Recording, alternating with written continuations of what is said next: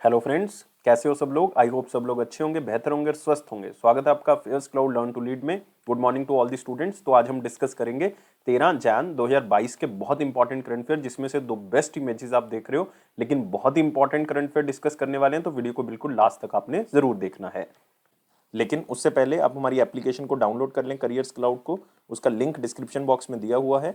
Login कर ले अपनी ईमेल आईडी के थ्रू और क्रैक करंट अफेयर्स के ऊपर क्लिक करके 1 साल या फिर 2 साल की सब्सक्रिप्शन आप बाय कर सकते हैं। दोनों का ही प्राइस बहुत कम है। लेकिन इसमें हम आपको क्या प्रोवाइड करेंगे, हम आपको डेली करंट अफेयर्स प्रोवाइड करेंगे। डेली में 3 सेक्शंस होंगे, detail, question and answer format और क्विज सेक्शन। लेकिन ये तीनों चीजें जो हैं वो आप हमारी एप्लीकेशन के ऊपर ही असेस कर सकते हो, और क्विज जो है वो डेली आप हमारी एप्लीकेशन के ऊपर अटेम्प्ट कर सकते हो। वीकली सेक्शन होगा, उसमें भी 3 सेक्शंस होंगे, detail, question and answer format और क्विज वीकली बेसिस पे आप हमारी एप्लीकेशन के ऊपर अटेम्प्ट करोगे। मंथली सेक्शन जो कि बहुत इंपॉर्टेंट है, क्योंकि 4 तरह की पीडीएफ्स आपको मिल रही है। डिटेल करंट अफेयर की, क्वेश्चन एंड आंसर फॉर्मेट की, बेस्ट 100 करंट अफेयर वो भी क्वेश्चन एंड आंसर फॉर्मेट में, और चौथी पीडीएफ होगी पॉकेट पीडीएफ, जिसमें 2 लाइन में 3 लाइन में आपको करंट अफेयर मिल जाएगा, ताकि जल्दी जल्दी में आप इसको रिवाइज कर सको। लेकिन आपकी परफॉर्मेंस को और अच्छा करने के लिए हम आपको 20 अलग अलग तरह की टॉपिक वाइज पीडीएफ दे रहे हैं, ताकि एक टॉपिक 2 टॉपिक को अगर आप रिवाइज करना चाहते हैं तो आप टॉपिक वाइज पीडीएफ से कर सकते हैं। अगर आप बैंकिंग स्टूडेंट हैं तो हम आपको 3 सेक्शंस देंगे, जो कि सिर्फ बैंकिंग एंड इकोनॉमी से रिलेटेड होंगे। एक में डिटेल होगी, क्वेश्चन एंड आंसर फॉर्मेट होगा, क्विज होगा। क्विज आप हमारी एप्लीकेशन के ऊपर ही अटेम्प्ट कर सकते हो, लेकिन वो मंथली बेसिस पे अटेम्प्ट कर सकते हो। इसी तरह से आपको एक एग्जाम पीडीएफ मिलेगी, जिसमें जितना भी करंट अफेयर जा चुका है 2021 का, उसको रिवाइज करने के लिए आप इसका यूज कर सकते हो। आपको डिटेल में बजट और इकोनॉमिक सर्वे मिलेगा, और इसमें आपको एक्सपेक्टेड क्वेश्चन एंड आंसर भी बताए जाएंगे, जो बजट और इकोनॉमिक सर्वे से एग्जामिनर बना सकता है। और अगर आप किसी भी स्टेट एग्जाम की तैयारी कर रहे हैं तो हम आपको हर स्टेट का करंट अफेयर प्रोवाइड करेंगे, ताकि आपकी स्टेट परफॉर्मेंस इंप्रूव हो सके। तो इसी तरह से ये सारे करंट अफेयर आपको मिलेंगे, लेकिन इकट्ठे मिलेंगे। ये सारी चीजें आपको मिलेंगी हमारी एप्लीकेशन के ऊपर, तो डाउनलोड कर ले, लिंक डिस्क्रिप्शन बॉक्स में दिया हुआ है।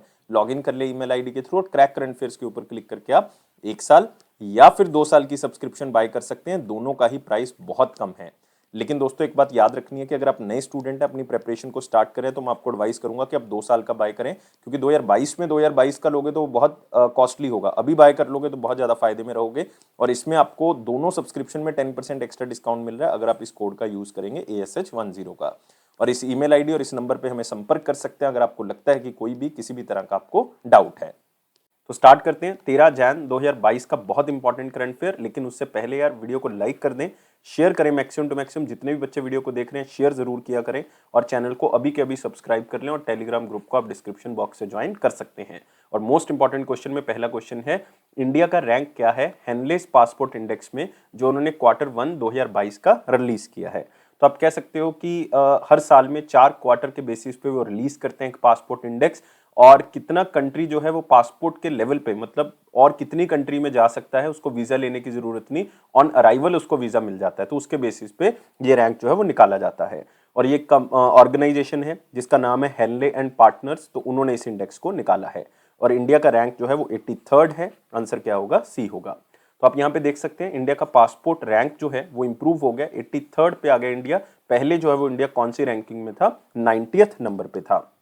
और इसमें बहुत इंपॉर्टेंट बात है कि 7 लेवल पे इंडिया जो है वो इंप्रूव कर गया है, क्योंकि Q4 2021 का अगर आप देखोगे उसमें जो है वो इंडिया का 90th रैंक था। अभी फर्स्ट क्वार्टर में जो है वो हमारे पास रैंक जो है वो 83rd आया है। और वीजा फ्री स्कोर इंडिया का कितना है, 60 है। इसका मतलब है कि हम 60 ऐसी कंट्रीज में जो है वो ट्रेवल कर सकते हैं, जिसमें हमें पहले वीजा लेने की जरूरत नहीं है। हम जो है वो ऑन अराइवल वीजा पे भी जा सकते हैं। लेकिन इस इंडेक्स को टॉप किया है जापान और सिंगापुर ने। और जापान जो है वो एक ऐसा कंट्री है जो 4 बार लगातार जो है वो टॉप पे आया है, ये बहुत बड़ी बात है। और सिंगापुर भी जापान के साथ टॉप करता है, जो कि 192 कंट्रीज में जो है वो बिना वीजा लिए जो है वो ट्रेवल कर सकते हो आप, ऑन अराइवल वीजा आपको मिल जाएगा। और ये इंडेक्स बनाया जाता है स्पेशली, जो कंटेंट जो है या डाटा जो है वो प्रोवाइड किया जाता है इंटरनेशनल एयर ट्रांसपोर्ट अथॉरिटी के द्वारा। तो बहुत बड़ी बात है। और इस इंडेक्स में पासपोर्ट के स्ट्रेंथ, मतलब पासपोर्ट की मजबूती का पता कैसे लगता है कि कितनी कंट्रीज में आप विदाउट वीजा, मतलब ऑन अराइवल वीजा जो है वो ट्रेवल कर सकते हो, आपको पहले वीजा लेने की जरूरत नहीं है। तो 3-4 पॉइंट्स हैं इन क्वेश्चन के अंदर जो आपने याद रखने हैं। लेकिन इसी के साथ जो पॉइंट्स आप यहां से भी याद कर सकते हो कि पहला रैंक जापान और सिंगापुर का है, इंडिया का रैंक जो है वो 83rd है, और 60वां मतलब 60 नंबर है इंडिया के, वीजा फ्री स्कोर जो है वो 60 है इंडिया का। और लास्ट रैंक जो है वो कौन सी कंट्री का, अफगानिस्तान। 26 कंट्रीज में ही वो जा सकते हैं बिना पहले वीजा लिए हुए, और ये और भी कम होता जा रहा है क्योंकि जिस तरह से तालिबान ने कंट्रोल कर लिया तो ये और भी कम होता जाएगा धीरे धीरे करके। तो आप कह सकते हो कि ये बहुत इंपॉर्टेंट पॉइंट्स हैं जो आपने याद रखने हैं। लेकिन इसी के साथ आप एक इंडेक्स और याद रखोगे जिसका नाम है global global unicorn list, global unicorn list of 2021। Unicorn का मतलब होता है वो स्टार्टअप जिनकी वैल्यूएशन $1 बिलियन से ज्यादा हो चुकी है, उनको हम क्या कहते हैं, यूनिकॉर्न। और इंडिया का स्थान दोस्तों इसमें थर्ड आया है इस लिस्ट के अंदर। पहले जो पुरानी लिस्ट थी उसमें चौथा स्थान था, लेकिन अब जो है वो यूनाइटेड किंगडम चौथे पे पहुंच गया और इंडिया का स्थान कौन सा हो गया, तीसरा, क्योंकि इंडिया ने 33 नए यूनिकॉर्न्स जो है वो 2020 के अंदर दिए। तो याद रखना है ग्लोबल यूनिकॉर्न लिस्ट में इंडिया का स्थान जो है वो थर्ड है। लेकिन जो बाकी आप यहाँ पे रैंक देख रहे हो ए, बी और डी ऑप्शन के अंदर, वो भी आपके लिए इंपॉर्टेंट है। थोड़ा सा आपने याद रखना है कि 101st रैंक जो है वो इंडिया का ग्लोबल हंगर इंडेक्स के अंदर है। GHI इंडेक्स जो 2021 का है उसमें इंडिया का स्थान 101 है, बहुत इंपॉर्टेंट है, पूछा जा सकता है। और कौन सी कंट्री टॉप पे है, चाइना। 82nd रैंक जो है वो इंडिया का वो ट्रेस ब्राइबरी इंडेक्स के अंदर है, ट्रेस ब्राइबरी रिस्क इंडेक्स के अंदर है। और इसके अंदर जो है वो टॉप कंट्री है डेनमार्क। कौन सी कंट्री टॉप है, डेनमार्क। नेक्स्ट है 71st रैंक, 71st इंडिया का है global food security index, global food security index 2021, और इसमें इंडिया का स्थान 71st है और टॉप कंट्री कौन सी है, आयरलैंड। तो ये सारी की सारी चीजें आपने याद रखनी है। इसी के साथ हम अगले क्वेश्चन के ऊपर बढ़ेंगे। अगला क्वेश्चन है कि कौन से बैंक को बेस्ट प्राइवेट बैंक का अवार्ड जो है वो दिया गया है इंडिया में। प्राइवेट बैंक की बात कर रहे हैं, सबसे पहले तो ये याद रखना है। और ये दिया गया है ग्लोबल प्राइवेट बैंकिंग अवार्ड्स की तरफ से, अवार्ड जो है वो दिया गया है, तो अपने आप में इंपॉर्टेंट है। और ये अवार्ड मिला है HDFC को, बेस्ट प्राइवेट बैंक का अवार्ड, तो बी आंसर होगा। तो आप देख सकते हैं HDFC को बेस्ट प्राइवेट बैंक का अवार्ड दिया गया, ग्लोबल प्राइवेट बैंकिंग अवार्ड 2021 के अंदर, जो कि ऑर्गेनाइज किसने किए थे, प्रोफेशनल वेल्थ मैनेजमेंट की तरफ से ऑर्गेनाइज किए गए थे। और प्रोफेशनल वेल्थ मैनेजमेंट जो है वो एक तरह का वेल्थ मैनेजमेंट मैगजीन है, एक तरह का वेल्थ मैनेजमेंट मैगजीन है जो कि फाइनेंशियल टाइम्स ग्रुप्स की तरफ से पब्लिश किया जाता है। और ये अवार्ड HDFC को इसलिए मिला है क्योंकि उन्होंने अलग अलग तरह की चीजें जो है वो स्टार्ट की, जैसे कि डिजिटलाइजेशन, कम्युनिकेशन और इन्वेस्टमेंट का एक एनवायरनमेंट जो है वो तैयार किया, ज्यादा से ज्यादा लोगों को जोड़ा, सोशल और गवर्नेंस स्ट्रेटेजी स्टार्ट की, मतलब उन लोगों तक भी पहुंचा जिनको बहुत ज़्यादा ज़रूरत थी और उन तक बैंकिंग जो सुविधाएं हैं वो नहीं पहुंची थी। तो ये सारे HDFC के इनिशिएटिव हैं। और इवन HDFC और रिसेंटली एक सरकार के कॉमन सर्विस सेंटर है CSC, जो ई गवर्नेंस की सर्विसेज, मतलब सरकार की सर्विसेज लोगों तक पहुंचाता है। तो इन दोनों ने एक टाई अप किया था कि हम जो है वो एक लाइक ओवरड्राफ्ट फैसिलिटी स्टार्ट करते हैं, जिसको नाम क्या दिया गया था, दुकानदार। क्या नाम दिया गया था, दुकानदार ओवरड्राफ्ट फैसिलिटी। इसके अंदर जो है वो 10 लाख रुपए जो है वो छोटे दुकानदार जो हैं वो ले सकते हैं HDFC के, और ये सरकार का कॉमन सर्विस सेंटर और HDFC की तरफ से स्टार्ट किया गया था। तो इन्हीं इनिशिएटिव्स के कारण जो है ये HDFC को बेस्ट प्राइवेट बैंक का अवार्ड जो है वो दिया गया है। और आप कह सकते हो कि ये जो प्रोफेशनल वेल्थ मैनेजमेंट है ये एक तरह से एनालाइज करता है प्राइवेट बैंक्स को, उनकी स्ट्रेटेजीज को, उनका जो उन्होंने चीजें स्टार्ट की हैं और भी चीजें जिससे कारण लोगों को फायदा मिला होगा, ये सारी चीजें देख के ही ये अवार्ड जो है वो दिया गया है। तो आंसर क्या होगा हमारे पास, HDFC के बारे में याद रखना है कि इसके MD और CEO कौन है, शशिधर जगदीशन है। और इसका जो हेडक्वार्टर है वो कहाँ पे है, मुंबई में, महाराष्ट्र के अंदर। और इसको 1994 में बनाया गया था और इसकी टैगलाइन है we understand your world, we understand your world. इसी के साथ हम आते हैं अगला सेक्शन जो कि है वेरी इंपॉर्टेंट क्वेश्चन सेक्शन। लेकिन उससे पहले वीडियो को लाइक करना है, शेयर करें मैक्सिमम टू मैक्सिमम, और चैनल को सब्सक्राइब कर लें अभी के अभी। और हमारे टेलीग्राम ग्रुप को आप डिस्क्रिप्शन बॉक्स से ज्वाइन कर सकते हैं। लेकिन उससे पहले 2 ही दिन रह गए, एक आज का दिन तो आधा चला गया है, तो एक 14 का है, तो इसका मतलब 2 ही दिन के अंदर आपने इनरोल होना है PO का कोर्स जो ऑलरेडी स्टार्ट कर चुके हैं, क्योंकि कल वो खत्म हो जाएगा। तो आप बेस्ट टू बेस्ट टेस्ट देके जो है वो उससे प्रैक्टिस कर सकते हैं और अपने PO के स्कोर को इंप्रूव कर सकते हैं। तो मैं आपके 50 सेकंड लूंगा ताकि आप जल्दी से जल्दी चीजों को सुन सको और समझ सको कि क्या क्या चीजें और किस तरह से आप इसमें इनरोल हो सकते हैं। जैसा कि आप लोगों को पता है कि हम already IBPS PO exam course जो है वो स्टार्ट कर चुके हैं। 25 डेज का ये प्रोग्राम हमने 13 दिसंबर को इसको लॉन्च किया था, 14 जैन को ये खत्म हो जाएगा, मतलब ऑलमोस्ट 1 महीने का वैसे, लेकिन अगर काउंट करोगे तो ये 25 दिन का जो है प्रोग्राम बनेगा। क्यों 25 दिन का? क्योंकि इसमें मंडे टू फ्राइडे ही हम आपको क्विज जो है वो प्रोवाइड करेंगे। इसमें सिर्फ क्विज होंगे जो कि आपको हर दिन प्रोवाइड किए जाएंगे मंडे टू फ्राइडे। 70 क्वेश्चन रोज प्रोवाइड किए जाएंगे, जिसमें 20 क्वेश्चन मैथ के होंगे, मतलब क्वांट के होंगे, 20 क्वेश्चन जो है वो रीजनिंग के होंगे, 30 क्वेश्चन जो है वो बैंकिंग एंड जनरल अवेयरनेस के होंगे। तो आप देख सकते हो इस तरह का ये क्विज होगा। आप इसको रोज अटेम्प्ट कर सकते हो, जरूरी नहीं कि आज का क्विज आज ही अटेम्प्ट करना है, कोई लिमिट नहीं है, आप कभी भी उसको अटेम्प्ट कर सकते हो।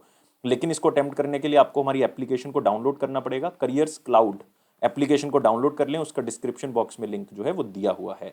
तो कोई लिमिट नहीं है, कभी भी करें और अपना IBPS PO एग्जाम क्रैक करें, प्रैक्टिस करें मैक्सिमम टू मैक्सिमम। तो स्टार्ट करते हैं वेरी इंपॉर्टेंट क्वेश्चन सेक्शन का क्वेश्चन। तो स्टार्ट करते हैं वेरी इंपॉर्टेंट में। पहला क्वेश्चन है रतन टाटा जी की बायोग्राफी, जिसका नाम है रतन एंड टाटा। तो नाम से पता लग रहा है कि रतन टाटा जी की बायोग्राफी है, और उसका शीर्षक क्या है? The authorised biography. और ये बुक किसने लिखी है? तो याद रखना है ये बुक लिखी है डॉक्टर थॉमस मैथ्यू ने, और इस बुक को पब्लिश कौन करेगा? हार्पर कॉलिंस जो है वो इसको पब्लिश करेंगे। तो आप देख सकते हो हार्पर कॉलिंस ने जो है वो राइट्स एक्वायर कर लिए हैं कि वो रतन एंड टाटा या रतन नवल टाटा जी की जो बायोग्राफी होगी, ऑटोबायोग्राफी नहीं कह सकते क्योंकि उन्होंने खुद नहीं लिखी, हाँ उनका योगदान जरूर है, लेकिन इसको बायोग्राफी ही आप कहोगे। और ये डॉक्टर थॉमस मैथ्यू ने लिखी, और ये नवंबर 2022 में देखो पब्लिश होने वाली है। तो हार्पर कॉलिंस इंडिया ने राइट्स ले लिए, और इसको इंग्लिश में और भी जो हमारी प्रिंसिपल लैंग्वेजेस हैं उसमें भी इसको पब्लिश जो है वो किया जाएगा। तो आप देख सकते हैं इसमें बाय डिफॉल्ट, क्योंकि बायोग्राफी है तो रतन टाटा जी की लाइफ के बारे में, जो कि इंडिया के बहुत बड़े इंडस्ट्रियलिस्ट और फिलेंथ्रोपिस्ट हैं, क्योंकि बहुत ज़्यादा सोशल वर्क करते हैं वो, और साथ में हर बड़ी डिटेल जो है वो रतन टाटा की लाइफ से जुड़ी हुई, चाहे उनका बचपन हो, चाहे उनका पढ़ने वाले जो कॉलेजेस हैं जहाँ से वो पढ़े हैं तो उनके बारे में हो, या वो किससे प्रभावित हुए उसके बारे में भी इसमें लिखा हुआ है। और साथ में इवन ये उन इवेंट्स के बारे में भी बताता है जो बहुत ही प्रसिद्ध हुए, जैसे नैनो कार को लॉन्च करना, उस प्रोजेक्ट के बारे में सोचना, या आप कह सकते हो कि टाटा सन्स के जो चेयरमैन थे साइरस मिस्त्री, जिसके साथ इनका डिस्प्यूट रहा, क्या लड़ाई झगड़ा रहा, उसके बारे में इसमें बताया हुआ है। और किस तरह से टाटा स्टील जो है वो आगे बढ़ा, किस तरह से उन्होंने प्लांट की स्थापना की, किस तरह से वो आगे चला, इन सारी चीजों के बारे में इस बुक के अंदर बताया हुआ है। तो याद रखना है Ratan and Tata the authorised biography जो है वो रतन टाटा की बायोग्राफी किसने लिखी है? डॉक्टर थॉमस मैथ्यू ने। डॉक्टर थॉमस मैथ्यू खुद एक रिटायर्ड IAS ऑफिसर हैं, और वो बहुत ही फेमस आप कह सकते हो ऑथर तो हैं ही हैं, साथ में कॉर्पोरेट स्ट्रेटेजिस्ट हैं, बहुत ही कंपनी जो है इनसे हेल्प मांगती हैं, और डिफेंस एनालिस्ट भी हैं, और 1983 के ये IAS रिटायर हो चुके हैं। लेकिन बाकी जो आप नाम देख रहे हो ये भी बहुत ही फेमस ऑथर हैं, लाइक कुणाल बसु का आप नाम देख रहे हो, इन्होंने एक बुक लिखी थी इन एन आइडियल वर्ल्ड। तो ये आपने याद रखना है। कावेरी बमझाई, इन्होंने बहुत ही फेमस बुक लिखी है और बहुत ही फेमस ऑथर हैं। थ्री खान्स मतलब मैं बात कर रहा हूँ बॉलीवुड के 3 खान की, और and the emergence of new India, किस तरह से ये आगे बढ़ा, ये बेसिकली बॉलीवुड से कुछ रिलेटेड है। और डॉक्टर उत्कल के बनर्जी, इन्होंने बुक लिखी थी लाइक भगवान कृष्ण के ऊपर, गीता गोविंदा नाम से, और इसकी कैप्शन क्या थी? जयदेव डिवाइन ओडिसी। तो ये याद रखना है तीनों के तीनों ऑथर जो डॉक्टर थॉमस के बिना आप ABC ऑप्शन के अंदर देख रहे हो। इसी के साथ हम अगले क्वेश्चन के ऊपर आएंगे। कौन से एयरपोर्ट को शामिल किया गया है इंडिया में से, और मात्र वो एक ही एयरपोर्ट है जो कि 10 की लिस्ट में आया है, और वो लिस्ट जो बनाई गई है वो बनाई गई है ऑन टाइम परफॉर्मेंस, मतलब जो फ्लाइट का जाने का और आने का समय वो ऑन टाइम है। बेसिकली जाने का समय जो है वो इसमें देखा जाता है एयरलाइन और एयरपोर्ट्स के अंदर। तो ये रिपोर्ट जो है वो एक आप कह सकते हो ऑर्गेनाइजेशन है सीरियम, उसने तैयार की है, और इसके अंदर इंडिया का एकमात्र एयरपोर्ट कौन सा है? चेन्नई इंटरनेशनल एयरपोर्ट, जिसका सक्सेस रेट आप कह सकते हो डिपार्चर का ऑन टाइम का ऑलमोस्ट 90% जो है वो फ्लाइट्स ऑन टाइम गई हैं। यह है चेन्नई इंटरनेशनल एयरपोर्ट, और इसका स्थान जो है वो कौन सा है? 8वां स्थान है। तो टॉप 10 में ऑन टाइम परफॉर्मेंस के अंदर जो है वो चेन्नई इंटरनेशनल एयरपोर्ट को स्थान जो है वो मिला है। और ये रिपोर्ट किस ऑर्गेनाइजेशन ने तैयार की है? सीरियम ने तैयार की है, और इस रिपोर्ट का नाम है on time performance review airlines and airports. तो चेन्नई इंटरनेशनल एयरपोर्ट का स्थान जो है वो 8वां है अंडर लार्ज एयरपोर्ट कैटेगरी, इसको आपने थोड़ा सा याद रख लेना है। और इनका स्थान मैं बता चुका हूं क्योंकि इन्होंने टोटल 70 इंटरनेशनल एयरपोर्ट्स को जांचा है, उसमें इसका सक्सेस रेट जो है वो ऑलमोस्ट 90% है चेन्नई इंटरनेशनल एयरपोर्ट्स का, और कस्टमर्स को हैंडल करने का या फ्लाइट्स का जाने का समय जो है वो 90% मैच किया है। और चेन्नई एयरपोर्ट जो है वो best to best service quality के ऊपर खरा उतरा, और आगे भी बहुत ही अच्छे से काम कर रहे हैं, क्योंकि ये अभी मल्टी लेवल कार पार्किंग या टर्मिनल 2 जो है वो चेन्नई इंटरनेशनल एयरपोर्ट का बना रहे हैं, और साथ ही साथ बेस्ट टू बेस्ट फैसिलिटीज जो है वो कस्टमर को दे रहे हैं, जिसके कारण इनको 8वां स्थान जो है वो हासिल हुआ है। लेकिन टॉप 3 पोजीशन, जिसमें से पहली पोजीशन यूनाइटेड स्टेट्स का एयरपोर्ट है जिसका नाम है इतामी एयरपोर्ट, इनके पास पहली पोजीशन है। और जापान के 2 एयरपोर्ट आ गए इसमें दूसरे और तीसरे पे, एक है फुकुओका एयरपोर्ट, इसका दूसरा स्थान है, और एक है हैनेडा एयरपोर्ट या हैनेडा एयरपोर्ट, इसका तीसरा स्थान है। याद रखना है, ये ऑर्गेनाइजेशन जिसने इसको आंका है वो है सीरियम इंस्टीट्यूशन, जो कि कहाँ पे स्थित है, लंदन के अंदर स्थित है। और आप कह सकते हो ये पूरे वर्ल्ड के अंदर ट्रेवल, फाइनेंस, एरोस्पेस और एविएशन जितनी भी इंडस्ट्रीज हैं या कंपनीज हैं, उनको जो है वो अलग अलग तरह की सर्विसेज प्रोवाइड करता है। तो इन्होंने इसको आंका है, चेन्नई इंटरनेशनल एयरपोर्ट को 8वां स्थान मिला है। और नेताजी सुभाष चंद्र बोस एयरपोर्ट जो है वो कलकत्ता का है, याद रख सकते हो। लोकप्रिय गोपीनाथ बारदोली एयरपोर्ट गुवाहाटी का है, गुवाहाटी का। गुरु रामदास जी एयरपोर्ट अमृतसर का है, अमृतसर पंजाब में है, गुवाहाटी असम के अंदर है। अगले क्वेश्चन के ऊपर आते हैं। Who has been appointed as economic counsellor and head of research department of International Monetary Fund. फिर से एक इंपॉर्टेंट क्वेश्चन आ गया, क्योंकि ये पोजीशन जो है वो पहले किसके पास थी, गीता गोपीनाथ के पास थी। लेकिन दोस्तों गीता गोपीनाथ तो रिसेंटली क्या बना दी गई है, फर्स्ट डेप्यूटी, याद रखना है क्या बना दी गई है, first deputy managing director of IMF। अब अगर वो first deputy managing director IMF की बन चुकी हैं, तो उनकी पोजीशन जो इकोनॉमिक काउंसलर की थी वो खाली हो गई है। अब ये पोजीशन किसको मिल गई है, ये मिल गया है पेरे ओलिवर गोरेंचस को। तो याद रखना है आंसर क्या होगा इसका, ए होगा। और कहां से बिलोंग करते हैं, ये बहुत ही फेमस फ्रेंच इकोनॉमिस्ट हैं जिनको ये स्थान जो है वो हासिल हुआ है।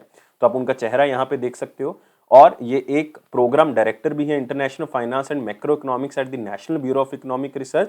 ये पोजीशन पहले गीता गोपीनाथ जी के पास थी, लेकिन बहुत इंपॉर्टेंट क्वेश्चन है कि गीता गोपीनाथ अब बन चुकी हैं first deputy managing director of International Monetary fund. और ये अपना कार्यभार जो है वो संभालेंगे 1 अप्रैल 2022 तक। तब तक जो है वो आप कह सकते हो ये एज ए एडिशनल चार्ज की तरह काम करेंगे, चीफ इकोनॉमिस्ट की तरह काम करेंगे, पार्ट टाइम बेसिस पे काम करेंगे, लेकिन मेन काम या फुल चार्ज जो है वो इनको 1 अप्रैल 2022 को ही मिलेगा। और इंटरनेशनल मॉनेटरी फंड के बारे में याद रखना है, इसका हेडक्वार्टर जो है वो वाशिंगटन DC में, इसकी मेंबर कंट्रीज कितनी है, 190 है। तो ये सारी चीजें आपने याद रखनी है। लेकिन इसी के साथ आप 2 ऑप्शंस और देख रहे हो दोस्तों, C और D, 2 नाम फिर से इंपॉर्टेंट अपॉइंटमेंट्स है। इसमें आप इतरा देवीस का नाम देख रहे हो। इतरा देवीस को रिसेंटली अपॉइंट किया गया है MD मैनेजिंग डायरेक्टर और CEO एक बहुत ही फेमस स्मॉल फाइनेंस बैंक का, जिसका नाम है उज्जीवन स्मॉल फाइनेंस बैंक।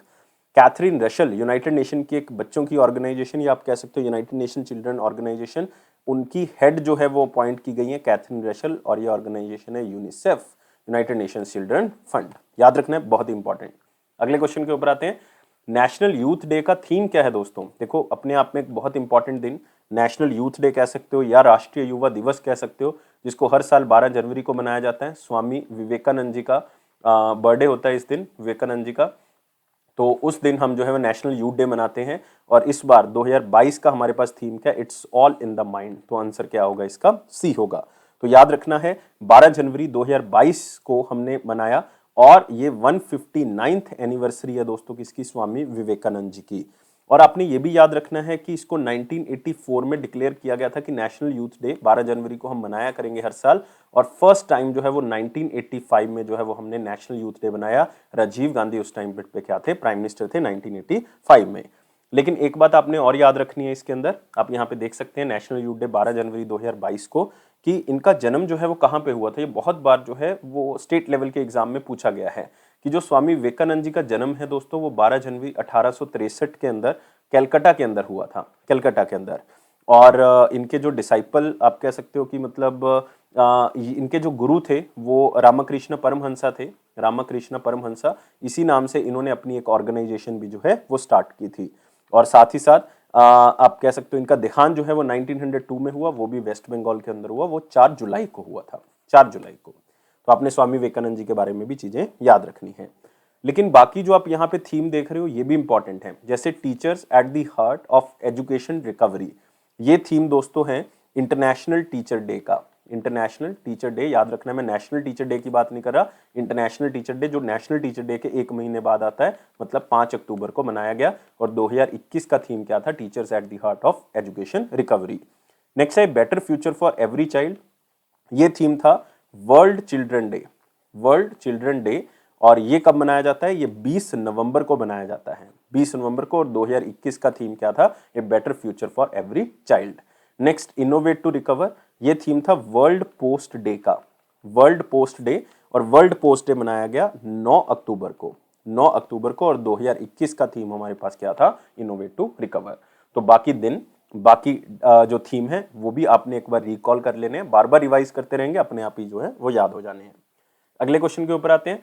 किसने एग्रीमेंट एक साइन किया है अर्थ इम्पैक्ट डिजिटल लोन्स के साथ, ताकि सेल्फ हेल्प ग्रुप्स को सपोर्ट किया जा सके? दो तरीके से, उनको फाइनेंशियली सपोर्ट किया जा सके, मतलब उनको जो है वो हम कह सकते हैं फाइनेंस दिया जा सके, और उनको साथ ही साथ जो है वो टेक्नोलॉजी असिस्टेंस भी जो है वो प्रोवाइड की जा सके। तो बहुत ही सिंपल क्वेश्चन है कि दोनों ऑर्गेनाइजेशंस मिलकर लोन, फाइनेंस और टेक्नोलॉजिकल सपोर्ट जो है वो सेल्फ हेल्प ग्रुप्स को प्रोवाइड करेंगी, ताकि सेल्फ हेल्प ग्रुप जो है वो आगे आत्मनिर्भर हो सके और उनका इनकम सोर्स जो है वो बढ़ सके। और ये ऑर्गेनाइजेशन हमारे पास है National Bank for Agriculture and Rural Development. तो आप यहाँ पे देख सकते हो, NABARD tries out financial tech alliance to support self help groups. और ये अलायंस उन्होंने कौन सी ऑर्गेनाइजेशन के साथ किया है? अर्थ इम्पैक्ट डिजिटल लोन्स के साथ उन्होंने इसको साइन किया है। लेकिन नाबार्ड के बारे में याद रखना है, 12 जुलाई 1982 को इसको बनाया गया था, एग्जैक्ट डेट है ये। और कौन सी कमेटी की रिकमेंडेशन से बनाया गया था? सीवारामन कमेटी की रिकमेंडेशन से बनाया गया था, जो कि प्लानिंग कमीशन के एक मेंबर थे। और इनके आजकल जो चेयरमैन हैं वो हैं GR चिंताला। और साथ ही साथ आपने याद रखना है हेडक्वार्टर कहाँ पे है? मुंबई के अंदर। अगले क्वेश्चन के ऊपर आते हैं। ये सिंपल क्वेश्चन है, चाहे स्लाइड से ही याद कर लें। और आप यहाँ पे देख सकते हो कि ये अर्थिम जो लोन प्रोवाइडर कंपनी है, ये क्रेडिट, पेमेंट और इंश्योरेंस सॉल्यूशंस प्रोवाइड करेंगे micro and small and medium enterprises को। और साथ ही दोनों ऑर्गेनाइजेशन जो है वो लाइक मार्केट के साथ इनको लिंकेज भी जो है वो क्या करेंगे? प्रोवाइड करेंगे, ताकि सेल्फ हेल्प ग्रुप्स को प्रोत्साहन जो है वो मिल सके। अगला आते हैं, नया नाम क्या है केवाड़िया रेलवे स्टेशन का, जो रिसेंटली मिनिस्ट्री ऑफ रेलवेज ने अप्रूव किया था? और ये बहुत इंपॉर्टेंट है, सिर्फ क्वेश्चन को याद रखें स्लाइड से। और आंसर क्या होगा? Ekta Nagar railway station. तो बी जो है वो इसका आंसर है, एकता नगर रेलवे स्टेशन। तो आप देख सकते हैं ये एक ऐसा रेलवे स्टेशन है, केवाड़िया रेलवे स्टेशन, जो वर्ल्ड का टॉलेस्ट स्टैच्यू ऑफ यूनिटी है, जिसकी हाइट 182 मीटर है। ये केवाड़िया के अंदर, गुजरात के अंदर ही स्थित है। तो उस रेलवे स्टेशन के साथ ये लिंक्ड है स्टैच्यू ऑफ यूनिटी, इसीलिए ये बहुत इंपॉर्टेंट है। बस स्टैच्यू ऑफ यूनिटी आपको पता है 2018 में 31 अक्टूबर को, जबकि सरदार वल्लभ भाई पटेल जी की बर्थ एनिवर्सरी होती है, उस दिन इसको इनॉग्रेट किया गया था। और पूरे वर्ल्ड का ये लार्जेस्ट और इवन हाईएस्ट जो है वो स्टैच्यू है, जिसकी हाइट जो है वो 182 मीटर है। याद रखना है स्टैच्यू ऑफ यूनिटी। और इसके साथ जो ट्रेन जुड़ी हुई है वो है केवाड़िया रेलवे स्टेशन, और इस रेलवे स्टेशन का नाम है एकता नगर रेलवे स्टेशन। और ये मिनिस्ट्री ऑफ रेलवे ने अप्रूव किया है। और इसके यूनियन मिनिस्टर अश्विनी वैष्णव, जिनकी कॉन्स्टिट्यूएंसी कौन सी है? ओडिशा। और ये राज्यसभा के करंटली मेंबर हैं। अगला क्वेश्चन है, कौन सा बैंक है जिसने RuPay select contact lens debit card launch किया है? किसकी हेल्प से? National payment corporation of India की हेल्प से। फिर से एक बहुत सिंपल सा क्वेश्चन है बैंकिंग स्टूडेंट्स के लिए, क्योंकि रुपे प्लेटफॉर्म अगर आप यूज कर रहे हो तो आपको NPCI से जुड़ना पड़ेगा। NPCI का प्लेटफॉर्म है रुपे, तो उनसे परमिशन आपको लेनी पड़ेगी, उनके साथ टाई अप करना पड़ेगा।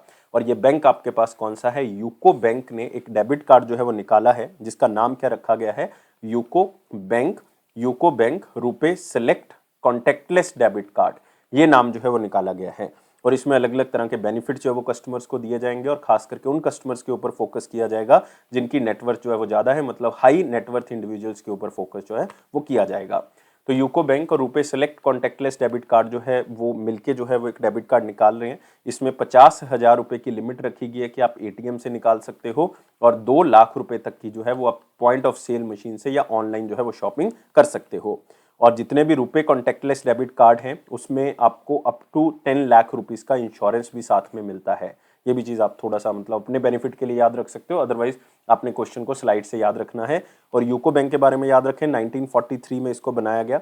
इसके MD और CEO शोमा शंकर प्रसाद है, रिसेंटली इनको अपॉइंट किया गया है, शोमा शंकर प्रसाद। और साथ ही साथ आपने याद रखना है कि इसका हेडक्वार्टर जो है वो कलकत्ता के अंदर है, कलकत्ता। NPCI के बारे में याद रखें, 2008 में इस ऑर्गेनाइजेशन को बनाया गया था। इसके हेड जो हैं वो दिलीप असबे हैं। मेरे ख्याल से जो अफेयर्स क्लाउड के स्टूडेंट हैं हर तरह से उनको याद हो गया होगा, कभी भी वो NPCI के अंदर कंफ्यूज नहीं होंगे, क्योंकि हर रोज हम करते हैं। और इसका हेडक्वार्टर भी कहाँ पे है? मुंबई में। यूको बैंक का कलकत्ता में है, इनका मुंबई में है। अगले क्वेश्चन के ऊपर आते हैं। प्राइम मिनिस्टर मोदी जी ने एक टेक्नोलॉजिकल सेंटर जो है वो micro small and medium enterprise ministry का उद्घाटन किया है उसका, और कौन सी यूटी में उसका उद्घाटन किया? तो सिंपल क्वेश्चन, इसका उद्घाटन किया है दोस्तों पुडुचेरी के अंदर। तो आंसर होगा डी। तो प्राइम मिनिस्टर नरेंद्र मोदी जी ने टेक्नोलॉजिकल सेंटर बनाया micro small and medium enterprises का, और इसके अंदर टोटल 121 करोड़ रुपए जो है वो खर्च किए गए हैं इस सेंटर को बनाने के लिए। और इसका मेन फोकस होगा इलेक्ट्रॉनिक सिस्टम डिजाइन करना है और मैन्युफैक्चरिंग सेक्टर को इंप्रूव करना है। तो क्योंकि एमएसएमई है तो उसमें हमने टेक्नोलॉजी को यूज करके इलेक्ट्रॉनिक सिस्टम डिजाइन के ऊपर फोकस करना है और मैन्युफैक्चरिंग सेक्टर को और आगे बढ़ाना है। तो एमएसएमई का एक टेक्नोलॉजी सेंटर पुडुचेरी में खोला गया और उसमें ट्रेनिंग भी प्रोवाइड की जाएगी हर साल। 6400 मतलब 6400 ट्रेनीज जो हैं वो इसमें ट्रेनिंग हासिल करेंगे। और पुडुचेरी की बात हो रही है तो पुडुचेरी के चीफ मिनिस्टर याद रखेंगे एन रंगास्वामी। जनरली हम ज़्यादातर पुडुचेरी के बारे में बात नहीं करते हैं, सच बहुत ही कम जो है वो करंट अफेयर बनता है पुडुचेरी से, तो याद कर ले। एन रंगास्वामी जो है वो चीफ मिनिस्टर और यहाँ की गवर्नर है तामिलिसाई सौंदरराजन, जो कि कहाँ की गवर्नर है साथ में? तेलंगाना की। लेकिन किरण बेदी जी के रिजाइन के बाद एडिशनल चार्ज दिया गया था इनको पुडुचेरी का। अगले क्वेश्चन के ऊपर आते हैं। कौन से बैंक ने इंस्टेंट लोन अप्रूवल पोर्टल जो है वो लॉन्च किया है ताकि एमएसएमई इंडस्ट्रीज जो है वो इस पोर्टल के ऊपर जाए, डॉक्यूमेंट सबमिट करवाएं और लोन ले ले? तो ये किया है फेडरल बैंक ने। तो आंसर क्या होगा इसका? बी होगा। तो आप देख सकते हो फेडरल बैंक ने एक ऑनलाइन लैंडिंग प्लेटफॉर्म लॉन्च किया है जिसका नाम है federalInstantLoans.com। इसमें 50 लाख रुपए का लोन जो है माइक्रो स्मॉल और मीडियम एंटरप्राइजेस को मिल जाएगा पूरे इंडिया के अंदर। करना क्या है, इसके अंदर आपने जो है वो जितने भी बोरोअर्स होंगे वो 30 मिनट के अंदर अंदर जो है वो उनको लोन मिल जाएगा। सिर्फ करना क्या है, आपने अपनी इनकम टैक्स रिटर्न को अपलोड करना है, आपने अपनी जीएसटी डिटेल को या आपके जो भी डॉक्यूमेंट्स होंगे लाइक बैंक अकाउंट वगैरह उसको अपलोड करना है। उसके बाद ये ऑनलाइन प्लेटफॉर्म जो है वो अपने एल्गोरिथम्स के थ्रू या आप कह सकते हो अपनी टेक्नोलॉजी के थ्रू जो है वो इन डाटा पॉइंट्स को रीड करेगा, अपने सोर्सेज को चेक करेगा कि आईटी रिटर्न ठीक है, जीएसटी डाटा ठीक है, बैंक स्टेटमेंट, क्रेडिट ब्यूरो, ये सारी चीज़ें ठीक हैं। अगर ठीक हैं तो उसके बाद जो है वो 30 मिनट के अंदर अंदर आपको लोन जो है वो दे दिया जाएगा, क्योंकि उसके बाद जो है ये आपके सारे डॉक्यूमेंट्स को चेक करके आपको पर्सनलाइज्ड जो है वो ऑप्शन देगा कि आपको इतना लोन मिल सकता है, ये फैसिलिटीज मिल सकती हैं। तो आप जो है एक दिन आपने जो है वो बैंक की ब्रांच में जाना होगा, वो भी आप खुद चुन सकते हो कि कौन सी ब्रांच में आपने जाना है, और वहां पे जाके आपने एक बार जो है वो सारी डिटेल्स चेक करके अपने अकाउंट को ओपन कर लेना है, या आप लोन जो है वो वहां से एक्वायर कर सकते हो। और एक बहुत ही अच्छा सिस्टम रखा गया कि इसमें मिनिमल टू मिनिमल डॉक्यूमेंटेशन है ताकि जल्दी से जल्दी आपको लोन जो है वो मिल सके। और ये है फेडरल बैंक। फेडरल बैंक के बारे में याद रखें, फेडरल बैंक का गठन जो है वो 1931 में किया गया था। इसका हेडक्वार्टर जो है वो एलुवा में है, केरला के अंदर, और इसके जो एमडी और सीईओ हैं वो हैं श्याम श्रीनिवासन, और इसकी टैगलाइन है your perfect banking partner, your perfect banking partner. और दोस्तों आपने इसमें एक चीज और याद करनी है कि मैक्सिमम टू मैक्सिमम इसमें लोन जो है वो 50 लाख रुपए तक का ही मिलेगा, 50 लाख रुपए तक का। अगले क्वेश्चन के ऊपर आते हैं। एक एमओयू साइन हुआ है टेक्नोलॉजी डेवलपमेंट बोर्ड, जो कि जितेंद्र सिंह जी लीड कर रहे हैं, आप यहाँ पे देख सकते हैं उनका चेहरा, और उन्होंने एक स्वैजल वाटर प्राइवेट लिमिटेड को लॉन्च किया है, जो कि एक टेक्नोलॉजिकल स्टार्टअप कंपनी है, किसकी? आईआईटी एलुमनाई की। तो बहुत ही इंपॉर्टेंट है कि यार वाटर प्योरिफिकेशन के अंदर भी जो है वो ज़्यादा से ज़्यादा स्टार्टअप्स जो है वो खुल सके। तो वाटर प्योरिफिकेशन जो है वो इनोवेशन टेक्नोलॉजी के थ्रू किया जा सके। फाइनेंशियल सपोर्ट जो है वो टेक्नोलॉजिकल डेवलपमेंट बोर्ड दे देगा, जिसकी अध्यक्षता कौन कर रहे हैं? Union minister of state independent charge science and technology doctor Jitendra Singh इसकी अध्यक्षता कर रहे हैं। तो इसका मेन एम है कि क्लीन ड्रिंकिंग वाटर जो है वो मिल सके और कम प्राइस पे मिल सके, लो प्राइस पे मिल सके। और इनका टारगेट क्या है कि हम जितने भी वाटर सॉल्यूशंस हैं, क्लीन ड्रिंकिंग सिस्टम है, उसको हम टेक्नोलॉजी के थ्रू चलाएं। लाइक वाटर एटीएम मशीन्स लगा दें, वाटर एटीएम मशीन्स, और ये एटीएम मशीन्स भी सोलर के थ्रू चलेंगी। तो देखो कितना अच्छा हो जाएगा, और इससे क्या होगा, इसकी कॉस्ट भी जो है वो कम हो जाएगी। लाइक ये कह रहे हैं कि 25 पैसे पर लीटर जो है वो इसकी कॉस्ट हो जाएगी, जिसके लिए आप आजकल 20 रुपए पे करते हो नॉर्मली 1 लीटर के लिए। और ये साथ में जल जीवन मिशन, जिसके तहत जो है वो क्वालिटी और क्वांटिटी में हर घर में हमने टैप वाटर पहुंचा देना है 2024 तक, उसको भी आगे बढ़ाने में हेल्प करेगा। तो ये प्रोजेक्ट जो है वो नई कम्युनिटीज को एम्पावर करेगा कि प्लान करें, मॉनिटर करें ड्रिंकिंग वाटर नीड्स को, कम्युनिटी ऑनरशिप के बेसिस पे जो है वो उसको अफोर्डेबल बनाए, असेसिबल बनाए, रिलायबल बनाए, ताकि ड्रिंकिंग वाटर जो है वो पूरा टाइम पीरियड 365 दिन जो है वो आपको मिलता रहे। तो सिंपल तरीके से याद रखना है कि स्टार्टअप्स लेके आने हैं वाटर प्योरिफिकेशन से लिए वाटर टेक्नोलॉजी को इंप्रूव करने के लिए।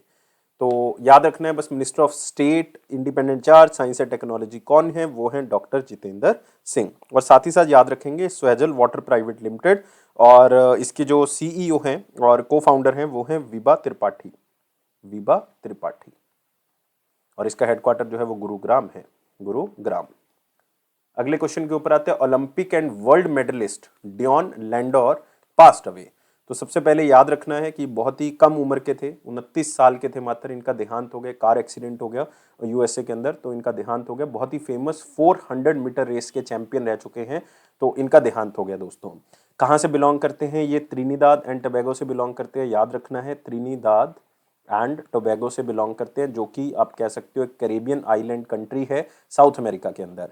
और 400 मीटर के चैंपियन है, ये याद रखना है आपने। और इन्होंने लंदन ओलंपिक्स के अंदर पार्टिसिपेट किया है, इन्होंने रियो ओलंपिक्स के अंदर पार्टिसिपेट किया, मतलब 2012 वाली, 2016 वाली, और इवन अभी टोक्यो ओलंपिक्स के अंदर भी इन्होंने 2020 वाली में पार्टिसिपेट किया है। और बीजिंग चाइना में इन्होंने जो है वो सिल्वर मेडल जीता था 4x400, मतलब 4x400 मीटर रिले के अंदर जो है वो इन्होंने मेडल जीता था। और इवन लंदन ओलंपिक्स के अंदर भी इन्होंने जो है वो ब्रॉन्ज मेडल जीता था, ये भी आप याद रख सकते हो। इन्होंने 3 ब्रॉन्ज मेडल जीते हैं वर्ल्ड इंडोर चैंपियनशिप के अंदर, ये भी बहुत बड़ी बात है। तो इनका देहांत हो गया, एक उभरता सितारा था, लेकिन खो बैठे हैं हम। ओलंपिक एंड वर्ल्ड मेडलिस्ट, याद रखना है नाम, डियॉन लैंडोर, और कहाँ से बिलोंग करते हैं? त्रिनिदाद टोबैगो, जो कि कैरेबियन आइलैंड है। कहाँ पे? आप कह सकते हो साउथ अमेरिका के अंदर। 400 मीटर के चैंपियन हैं। अगले क्वेश्चन के ऊपर आते हैं, इंपॉर्टेंट क्वेश्चन सेक्शन, लेकिन वीडियो को लाइक कर दें, शेयर करें मैक्सिमम टू मैक्सिमम, और चैनल को सब्सक्राइब कर लें, और टेलीग्राम ग्रुप को आप डिस्क्रिप्शन बॉक्स से ज्वाइन कर सकते हैं। और इसमें क्वेश्चन क्या है कि वर्ल्ड बैंक की रिपोर्ट ने एनुअल ग्रोथ इंडिया की प्रोजेक्ट की है फाइनेंशियल ईयर 22 में कितनी की है? तो आपने याद रखना है कि उन्होंने वर्ल्ड लेवल पे सबसे पहले प्रोडक्ट किया है कि कितना जो है वो हम ग्रो करेंगे। तो उन्होंने 2021 का जो डाटा बताया था उसमें उन्होंने कहा था कि हमने जो है वो 5.5% तक जो है वो ग्रो किया है, लेकिन 2022 में हम थोड़ा सा स्लो डाउन और करेंगे, 4.1% तक जो है वो ग्रो करेंगे, और 2023 में हम जो है वो 3.2% तक ग्रो करेंगे। मतलब उन्होंने फॉल ही शो किया है कि अगले आने वाले टाइम में ग्रोथ जो है वो कम होगी। लेकिन इंडिया की जो 2000 आप कह सकते हो कि 21 में ग्रोथ होगी टोटल, वो 8.3% होगी। ये वर्ल्ड बैंक रिपोर्ट के अंदर प्रेडिक्ट जो है वो किया गया है 8.3%। लेकिन 8.7% उन्होंने कहा है कि 2022 के अंदर इंडिया जो है वो ग्रो करेगा, एक आप कह सकते हो कि पॉजिटिव इंपैक्ट जो है वो उन्होंने बताया। लेकिन उन्होंने बताया कि 2023 में जो है वो इंडिया 6.8% ही जो है वो ग्रो कर सकता है। लेकिन recently NSO, national statistical office की तरफ से ये बताया गया, जो उनका फर्स्ट एडवांस सर्वे, कि इंडिया जो है वो फाइनेंशियल ईयर 22 में 9.2% तक ग्रो करेगा। ये भी आपने याद रखना है, लेकिन ये एनएसओ का प्रेडिक्शन है। और साथ ही साथ आरबीआई का प्रेडिक्शन क्या कहता है कि 9.5% तक इंडिया जो है वो 2022 में, मतलब फाइनेंशियल ईयर 22 में ग्रो करेगा। और वर्ल्ड बैंक के बारे में याद रखना है, वर्ल्ड बैंक के जो हेड हैं वो हैं David R Malpass, David Robert Malpass, और इसका हेडक्वार्टर है वॉशिंगटन डीसी, और इसकी मेंबर कंट्रीज है 189। और जो आप ये स्लो डाउन देख रहे हो ना, ये उन्होंने बताया कि स्पेशली ओमिक्रॉन वेरिएंट और कोविड-19 के बढ़ते हुए प्रभाव के कारण हुआ है। Next, Defence Research and Development Organisation ने एक फ्लाइट टेस्ट किया है। फाइनल डिलीवरेबल कॉन्फ़िगरेशन जो है वो उन्होंने किया है man portable anti tank guided missile का। और ये एंटी टैंक गाइडेड मिसाइल जो है पोर्टेबल मिसाइल है, लो वेट मिसाइल है, 15 केजी की ये मिसाइल है। इसको आप अपने कंधे पे रख के जो है वो भी चलाया जा सकता है इसको। और इसकी जो मैक्सिमम रेंज है वो कितनी है? 5 किलोमीटर तक जो है वो इसकी मैक्सिमम रेंज है। और आप कह सकते हो मैन पोर्टेबल लॉन्चर है, और इसका डेमोन्स्ट्रेशन बहुत ही अच्छा रहा। और ये मिसाइल जो है वो किसी भी टारगेट को खत्म कर सकती है 5 किलोमीटर को रेंज में। और इसका नाम है man portable anti tank guided missile. कंधे पे रख के भी इसको चलाया जा सकता है, इसलिए इसका नाम है मैन पोर्टेबल। आप देख सकते हो इस तरह से इसको लॉन्च किया जाता है। डीआरडीओ के बारे में याद रखें, 1958 में इसको बनाया गया। इसके हेड जो है वो जी सतीश रेड्डी हैं, जी सतीश रेड्डी। नेक्स्ट आते हैं अगले क्वेश्चन के ऊपर, जो कि है हमारा वन लाइनर इंपॉर्टेंट पॉइंट, जिसमें पहला पॉइंट है, गवर्नमेंट ऑफ इंडिया ने डॉक्टर नवरंग सैनी का टाइम पीरियड जो है वो 3 महीने के लिए बढ़ा दिया है एज ए चेयरमैन ऑफ या चेयरपर्सन ऑफ IBBI, मतलब insolvency and bankruptcy board of India. याद रखना है सितंबर 2021 में जो है वो साहू जी रिटायर हो गए थे, मतलब उनका टाइम पीरियड खत्म हो गया था। पूरा नाम था MS साहू। तो इनके जो टाइम पीरियड है वो खत्म हो गया था एज ए चेयरपर्सन। तो टेम्परेरी तौर पे डॉक्टर नवरंग सैनी को लगाया गया था, जो कि आप कह सकते हो कि होल टाइम मेंबर हैं इस बॉडी के, और इनको टेम्परेरी चार्ज जो है वो दिया गया था। तो इनका टाइम पीरियड अब जैन में खत्म हो रहा था, लेकिन अब 3 महीने और एक्सटेंड जो है वो कर दिया गया है। तो सिंपली इस क्वेश्चन को रीड करना है आपने। नेक्स्ट है, non banking financial company Srinidhi Capital ने 300 करोड़ रुपए जो है वो आप कह सकते हो इकट्ठे किए हैं ताकि लैंडिंग फैसिलिटी को अच्छा किया जा सके या को लैंडिंग फैसिलिटी बढ़ाई जा सके। तो इन्होंने एक ऑर्गेनाइजेशन के साथ टाई अप किया है। इस ऑर्गेनाइजेशन का जो मेन नाम है वो बेसिकली क्या है, Indo star capital finance. Indo star capital finance मिलके जो है ये क्या करेंगे, को लैंडिंग पार्टनरशिप इन्होंने की है। सिंपली बहुत ज्यादा इंपॉर्टेंट नहीं है। नेशनल स्टॉक एक्सचेंज को सेबी की अप्रूवल मिल गई है कि वो अपना डेरिवेटिव जो Nifty mid cap select index के अंदर जो लॉन्च करना चाहते हैं वो कर सकते हैं। बहुत ही इंपॉर्टेंट है, इस लाइन को याद रखना है। और ये 24 जैन को लाइव हो जाएगा 2022 में। और Nifty mid cap select index जो है वो 25 स्टॉक्स को, सिलेक्टेड स्टॉक्स को क्या करता है, उसकी निगरानी रखता है, देखता है कि जो मार्केट है वो बेसिकली कहाँ या किस तरफ जा रही है। और सेबी के बारे में याद रखें, 1988 में इसको बनाया गया था, 1992 में इसको एक एक्ट बनाया गया, मतलब एक स्टैट्यूटरी बॉडी बन गई है। और इसके जो हेड है वो है अजय त्यागी और इसका जो हेडक्वार्टर है वो कहाँ पे है, मुंबई में।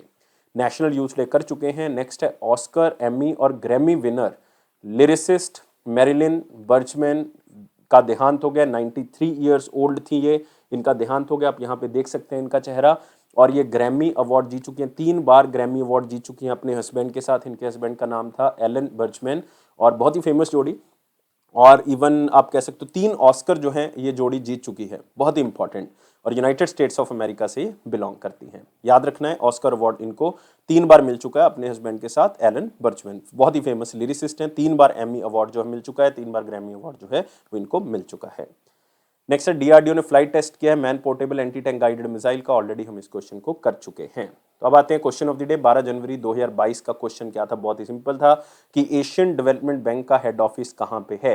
एशियन डेवलपमेंट बैंक की स्थापना दोस्तों 1966 में जो है वो की गई थी। एग्जैक्ट डेट थी 19 दिसंबर। और इसकी टोटल मेंबर कंट्रीज हैं 68। और इसके जो प्रेसिडेंट हैं वो हैं मत्सुगु आसाकावा, मत्सुगु आसाकावा। और 2020 में इनको बनाया गया है। और साथ ही साथ याद रखना है इसका हेडक्वार्टर दोस्तों कहाँ पे है, मनीला फिलीपींस के अंदर। तो आंसर क्या होगा इसका, बी होगा। तो आप यहाँ पे देख सकते हैं आप question of the day. Question of the day, cash reserve ratio किस फॉर्म में मेंटेन रखना होता है। फटाफट आप मुझे कमेंट बॉक्स में आंसर बताएंगे। Cash reserve ratio monetary policy का एक अहम टूल है, तो आंसर मुझे आपने कमेंट बॉक्स में बताना है। और मुझे इस वीडियो के ऊपर लाइक चाहिए, शेयर करना है यार मैक्सिमम टू मैक्सिमम, और चैनल को सब्सक्राइब कर दें। और टेलीग्राम ग्रुप को आप डिस्क्रिप्शन बॉक्स से ज्वाइन कर लें और प्रेस कर दें इस बेल बटन को, ताकि नोटिफिकेशन ऑन टाइम मिलता रहे। ये अफेयर्स क्लाउड का प्रॉमिस है कि ये आपके कॉन्फिडेंस को जरूर बूस्ट करेगा। इसी तरह से हमें सपोर्ट करते रहें, लेकिन लाइफ को बहुत ज़्यादा सीरियस नहीं लोगे, हमेशा खुश रहोगे स्माइली की तरह। और कोई भी प्रॉब्लम है उसको दूर करने के लिए आप सक्षम हो, इतना आपने याद रखना है। किसी भी प्रॉब्लम को आप खुद दूर कर सकते हो, किसी की सहायता की जरूरत नहीं है, लेकिन आपने खुश रहना है, तभी आप उस प्रॉब्लम को सॉल्व कर सकते हो। Thank you guys, take care, bye bye.